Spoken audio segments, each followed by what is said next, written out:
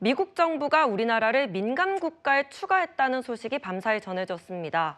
사실 이 민간 국가라는 개념이 생소한데 여기에 좀 포함되는 게 어떤 의미인가요?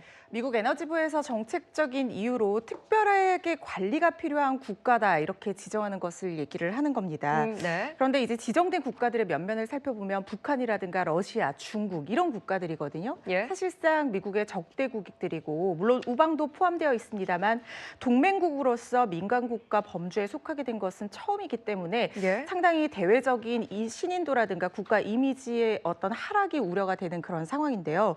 물론 등급이 조금 덜 예민한 국가 범주에 속하기니까 기타 국가로 분류되어 있기는 하지만 네네. 우리나라로서는 좀 대응이 필요한 부분이 뭐냐면 이렇게 된다고 하면 기술 교류 자체가 굉장히 큰 제약을 받게 됩니다. 특히 원자력 산업이 위축이 될 수 있고요. 네. AI라든가 반도체, 첨단 기술의 교류에 제약이 가해지게 됩니다.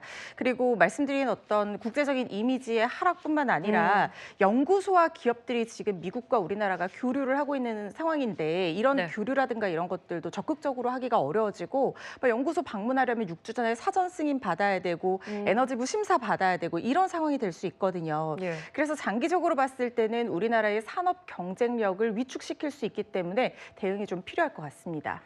정말 대응이 필요해 보이는데 이게 밝혀진 건 오늘이지만 지정 시기가 지난 1월이거든요. 이때 바이든 행정부가 한 건데 이때 당시 우리나라도 한창 좀 혼란에 빠져 있을 때잖아요. 네, 맞습니다. 이게 두 번에 걸쳐서 지금 충격입니다. 하나는 뭐냐면 예? 며칠 전에 이 기사가 나왔어요. 예. 근데 그 기사는 뭐냐면 민간 국가로 곧 지정될 거다라고 맞아요. 네. 예고 기사였어요. 예, 예. 4월 15일 날 발효될 거다. 그때 당시에 외교부에서 뭐라고 했냐면 적극적으로 대응하겠습니다. 이렇게 맞습니다. 얘기했어요. 예. 그런데 결과를 보니까 미국에 이제 회신을 요구하고 하다 보니까 연합뉴스에서 회신을 받았습니다. 그러자 이 지금 트럼프 정부가 아니 우리가 한 게 아니라 1월 달에 바이든 정부에서 이미 했다라는 통보를 한 겁니다. 그렇다면 지금 외교부는 이 순간 그러니까 그 기사 4월 15일 날 발효될 거라는 기사가 나올 때까지도 사실상 이걸 파악하지 못하고 있다. 앵커님 말씀처럼 그 당시 우리나라 상황이 예, 최악이었습니다. 지금까지 계속 혼란이잖아요. 즉 네. 주체가 없다. 이 외교 컨트롤 타워에 책임질 수 있는 주체가 제대로 없다 보니까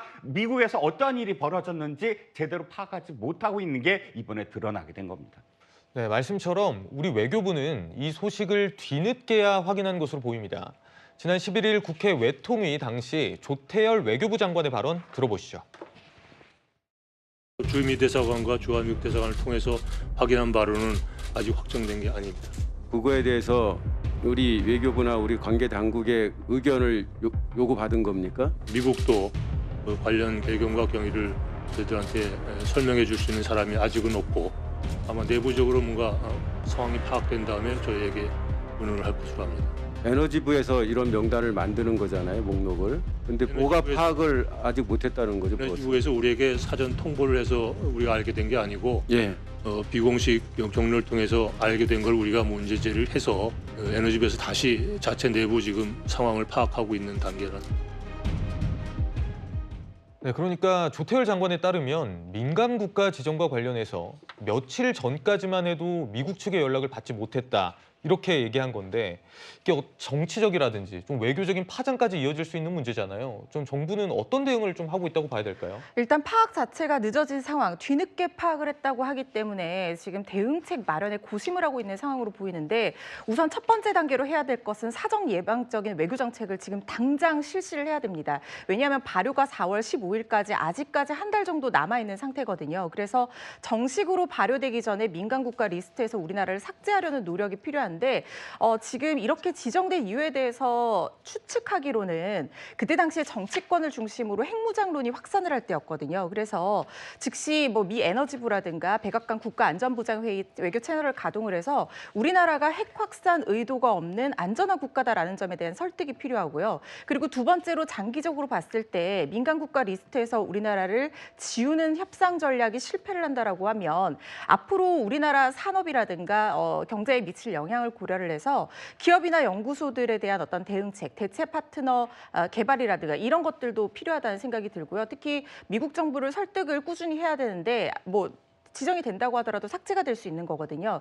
그래서 우리나라 원전 기술이 미국도 그렇지만 우리나라도 굉장히 높은 수준의 원전 기술을 확보를 하고 있고 그리고 뭐 선박 건조 기술이라든가 아니면 알래스카 천연가스 파이프라인 하는데도 우리나라 기술이 들어갔거든요. 대규모 투자도 하고 이랬는데 이런 기술적인 어떤 협력이 장기적으로 봤을 때 미국에도 도움이 되기 때문에 이런 제약을 가하는 것이 미국에게도 좋지 않다. 이런 설득 작업이 좀 진행이 돼야 될 거라는 생각이 듭니다.